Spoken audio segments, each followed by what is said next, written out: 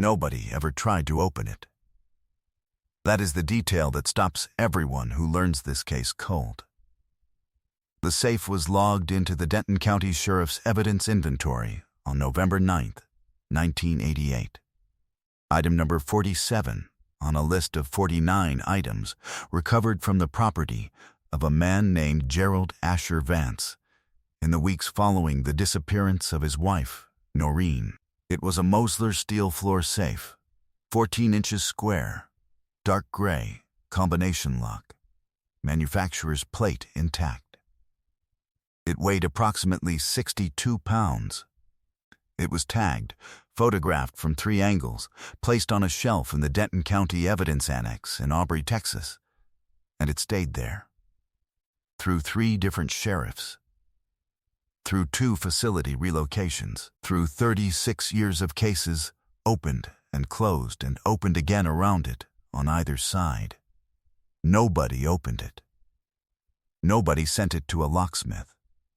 Nobody submitted a warrant for its contents. It sat on that shelf in Aubrey, Texas, in the same condition it had left the Vance property in November of 1988, while the case it belonged to gathered the particular kind of dust that settles on things the system has quietly decided to stop believing in. Then, in the spring of 2024, a first-year evidence technician named Corinne Alcott was conducting a routine audit of legacy inventory and found a 62-pound steel safe that had never been opened, attached to a homicide investigation that had never been solved.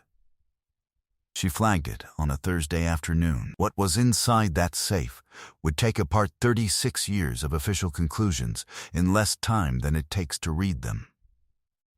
But to understand what those conclusions were and why they were wrong, we have to go back to Denton County in the autumn of 1988. Because to understand what was in that safe, you first have to understand who put it there and who made sure for 36 years that no one looked inside. Denton County, Texas, in the fall of 1988, had about it the particular quality of a place that was growing faster than it had planned to. The suburban sprawl pushing north out of Dallas-Fort Worth had reached the edge of town, and the old farms along FM 428 were beginning to sell in pieces to developers who put up starter homes and strip malls where the horse pastures used to be.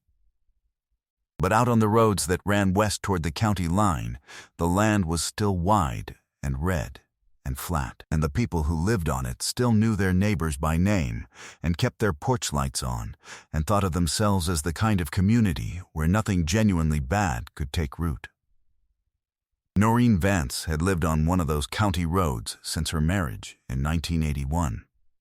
She was 34 years old, a part-time bookkeeper for 2 small businesses in Denton proper, and the mother of a 9-year-old daughter named Shelley, who she drove to school every morning without fail and picked up every afternoon without exception. Noreen was the kind of woman who other women called reliable, not because she was unremarkable, but because her reliability was itself a form of love. She showed up. She remembered things. She kept a ledger for the small volunteer treasury at her daughter's school so meticulous that the principal had asked her twice if she'd consider doing it professionally. She had a particular habit that her friend Dolores Marsh remembered clearly in the years that followed. Every Sunday evening, Noreen ironed the week's clothes for herself and Shelley together, working through a basket while the television ran in the background, the smell of warm cotton filling the small house off Coyote Ridge Road. It was the most ordinary thing. It was the thing Dolores thought of first, every time. Gerald Vance was 41, a commercial real estate broker whose business had expanded considerably in the mid-1980s as the Dallas market boomed. He was well regarded in the professional circles he moved through, good with clients, fluent in the language of deals and relationships, the kind of man who made a strong first impression and worked to sustain it. He coached Shelley's soccer team on Saturdays. He attended the same church the Vances had always attended.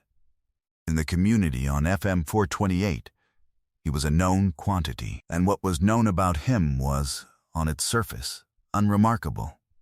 What was not known, what Noreen had begun to suspect over the previous 18 months, was something she had been documenting quietly. She had not told Dolores everything. She had told her enough to make Dolores uneasy. On the morning of October 31st, 1988, Noreen Vance dropped Shelley at school at 7:52 a.m. and was never seen again.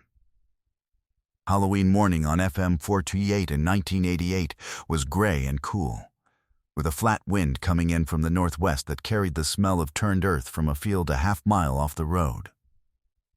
At 7:52 a.m., the crossing guard at Coyote Ridge Elementary watched Noreen's brown station wagon pull to the curb, watched Shelley climb out with her backpack, watched Noreen lean across the seat and say something through the open window that made Shelley laugh.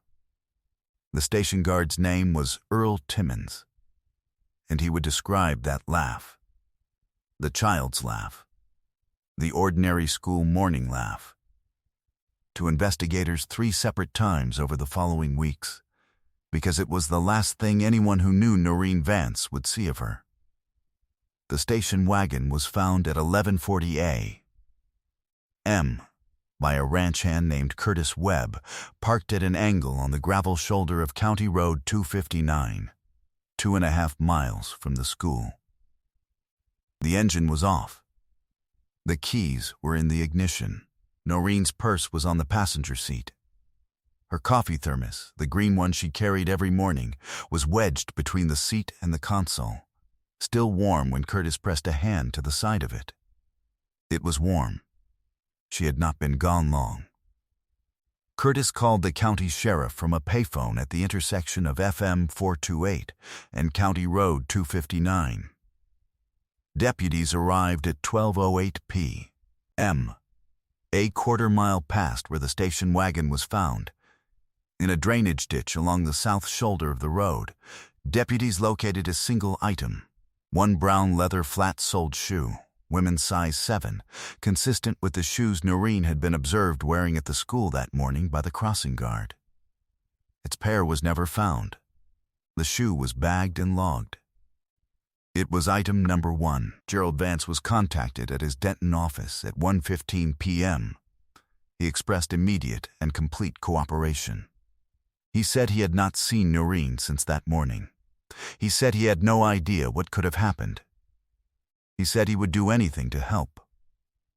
He was never under formal suspicion in those first 72 hours. He was the grieving husband. The community rallied around him and around Shelley. By the end of the week, 300 people had walked the fields along County Road 259. Noreen was not found. The lead investigator was Captain Dwight Reardon of the Denton County Sheriff's Office, a 17-year veteran who had worked homicides and missing persons across the county's long flat terrain long enough to carry most of it in the lines of his face. He was 52 years old, the father of daughters himself, and he had known within the first week, he would say this to his wife and to no one official, that Gerald Vance was responsible for what had happened to Noreen. The problem was that knowing and proving were different countries, and the road between them in this case was blocked at every turn. Reardon's team executed a search warrant on the Vance property on November 7th, 8 days after Noreen vanished. They removed 49 items from the home and the attached outbuilding, all of them photographed and inventoried. Among those items was the Mosler floor safe found in the locked outbuilding, which Gerald Vance said contained business financial documents he would be happy to provide through his attorney. That offer never materialized. Vance's attorney wrote twice to the department stating that the safe's contents were privileged financial records and that any warrant for them would be contested. The warrant application was filed. It was denied by a Denton County judge who found the supporting affidavit insufficiently specific about the safe's probable contents. Reardon filed an amended application. The amended application was pending review when, in the spring of 1989, the district attorney's office informed Reardon that, without a body, Without forensic evidence directly implicating Vance, and with only circumstantial indicators of foul play, the case against Gerald Vance could not be brought to trial. The amended warrant was withdrawn. The safe stayed on the shelf. Reardon retired in 1997. Before he left, he walked through the evidence annex and stood in front of that safe for a long time. He put a hand on it. He did not say anything to anyone who was watching. He got in his truck and drove home, and did not speak about the Vance case for 11 years, at which point he gave one interview to a North Texas true crime researcher in which he described the safe as the single greatest failure of his career. Not because he hadn't tried, because someone had made sure the trying would fail. Meanwhile, Gerald Vance sold the property on Coyote Ridge Road in 1990. He remarried in 1993. He continued to work in commercial real estate. His daughter Shelley grew up without a mother and without an answer, and carried both absences into adulthood in ways that are not difficult to imagine and painful to describe. Every year, on October 31st, she placed a single brown chrysanthemum, the color of her mother's station wagon, the color of the shoe, at the base of the County Road sign at FM 428 and County Road 259. She had done this since she was 12 years old. By 2024, she had done it 35 times. Every case on this channel represents weeks of digging through records, verifying facts, and piecing together real lives that deserved better. If you want us to keep uncovering stories like this one, take a second to like this video and subscribe. Drop a comment and tell us where in the world you're watching from. Now, let's get back to Noreen. Corinne Alcott was 26 years old and 8 months into her job as a Denton County evidence technician when she found the Vance safe in April of 2024. The audit she was conducting was a standard legacy review, items logged before 1995 that had not been accessed or reviewed in over a decade. Her supervisor had given her a clipboard and told her to flag anything anomalous. A 62-pound steel safe with a combination lock, never opened, attached to an unsolved case number from 1988, qualified as anomalous. Alcott pulled the full case file the same afternoon.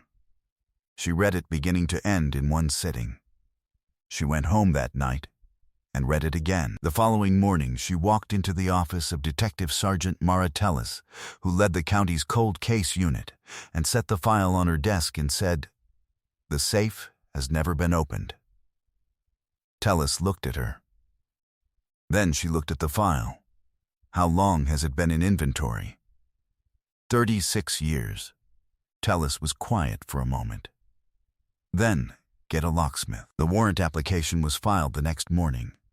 Given the case's age and the changed legal landscape around cold case evidence access, it was granted within 4 days. On April 19, 2024, in the Denton County Evidence Annex in Aubrey, Texas, a licensed locksmith named Dale Fuentes worked the Mosler combination lock for 22 minutes before the mechanism released and the door swung open. Inside the safe were 4 items. The first was a manila envelope containing what proved to be falsified real estate transaction documents, evidence of financial fraud that would later become a secondary charge in the case but was not, on that morning, what stopped anyone's breathing. The second was a handgun, a .38 caliber revolver, serial number partially filed. It would later be matched through ballistic analysis to remains recovered from a property in Cook County, Texas in 2019. Remains that had been logged as unidentified for 5 years before a DINA match through the Texas Missing Persons database in 2024 confirmed them as belonging to Noreen Vance. The third item was a folded legal document, a life insurance policy on Noreen Vance, taken out by Gerald Vance in July of 1988, 3 months before her disappearance, with a payout of $480,000. The fourth item was a small spiral notebook. Gerald Vance's handwriting, identified later by a forensic document examiner. 11 pages of entries. Dates, locations, logistical notes. The first entry was dated September 4th, 1988, 7 weeks before Noreen disappeared. Tellys called the district attorney's office from the evidence room. She read the key entries aloud over the phone. There was a long silence on the other end. Then the district attorney said, "Where is Gerald Vance now?" Gerald Asher Vance was 77 years old in April of 2024. He had been living in a retirement community in Frisco, Texas, 22 miles from the courthouse, where the warrant for his arrest was signed at 4:47 p.m. On April 23, 2024, he had, in the 36 years since Noreen vanished, built and sold 2 more businesses, inherited a modest estate from his second wife, who had died in 2019, and presented to the world around him the face of a man who had suffered a tragedy in 1988 and rebuilt his life from it with commendable resolve. The people in his retirement community knew him as a quiet man, a decent card player, someone who helped with the holiday event committee and never caused any trouble. His neighbor there, a woman named Frances, who had known him 3 years, told the Denton County Record-Chronicle that she had always thought there was something he was carrying, something old and heavy. She had assumed it was grief. She had not been wrong about the weight of it. The arrest was made at 6:15 in the morning, before the retirement community was fully awake. 2 deputies, a warrant, a Tuesday in April. Gerald Vance answered his door in a bathrobe. He did not run. He did not speak beyond the minimum required. He did not, at any point during the arrest, ask what they had found. He already knew what was in the safe. He had always known. At his arraignment, the court was shown the insurance policy, the notebook, and the ballistic match to Noreen's recovered remains. The district attorney noted that the legal denial of the 1988 warrant, the ruling that had left the safe sealed for 3.5 decades, had been based on an insufficiently specific affidavit, and that the specificity needed to meet the court's standard had been locked inside the very object whose opening was being denied. That circularity, you cannot open the safe without knowing what's inside, and you cannot know what's inside without opening the safe, had protected Gerald Vance for 36 years. It had not protected him forever. Gerald Vance was charged with first-degree murder, evidence tampering, fraud, and unlawful possession of a firearm. His attorney entered a not guilty plea. As of the time of this video, the case is proceeding toward trial. Vance has not spoken publicly. Shelley Vance Kowalski, the daughter who placed a brown chrysanthemum at a county road sign every October 31st for 35 years, sat in the front row at the arraignment. She was 55 years old, the same age her mother would have been when Shelley graduated college, the age her mother never reached. She did not look at her father during the reading of the charges.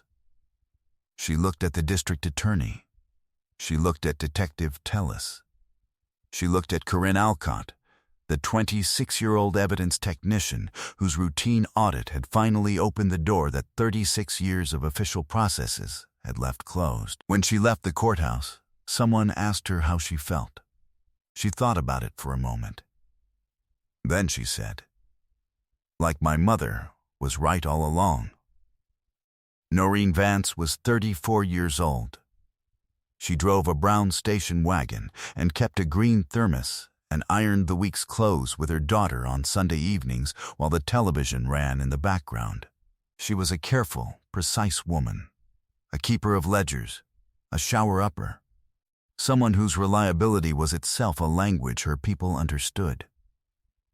She knew something was wrong in the last months of her life, and whatever she had been documenting, whatever she had been building toward, whatever she had confided to Dolores Marsh in pieces that were enough to make Dolores uneasy, It died with her before she could bring it out into the light where it would have protected her. She did not get to protect herself. Shelley got to protect her memory for 35 years until the system finally did the thing it should have done in 1988.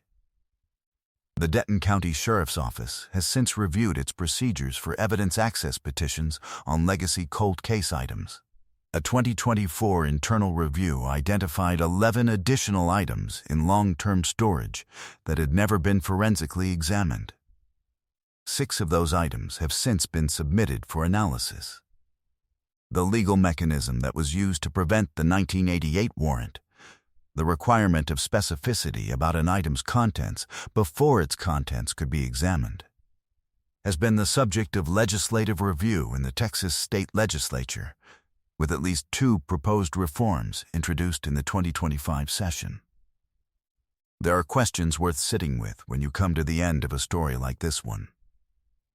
What does it mean for justice when the tool used to conceal evidence is the legal system itself, when the protection the law provides to the accused is precise enough to seal a safe for 36 years? And what do we owe to the people who keep vigil in the absence of answers? The Shelleys, the Doloreses, the Dwight Reardons standing in evidence rooms with a hand on a door they cannot open. Is it enough that the system eventually corrects itself, or does eventually always arrive too late to be called justice in any full sense of the word? Shelley Vance Kowalski placed a chrysanthemum at the county road sign on October 31st, 2024, the 36th time. She has said she does not yet know whether she will place one in 2025. She is waiting to see what a verdict looks like first. She wants to know what it feels like to mark that day when the answer is no longer pending. She has been waiting long enough. Justice is still finding Noreen Vance after 36 years. Stories like hers are why this channel exists, because the people who hold vigil deserve to be heard. If you believe truth is worth pursuing, no matter how long the door stays locked, subscribe so you don't miss the next case. More are waiting in the description below. Thank you for watching.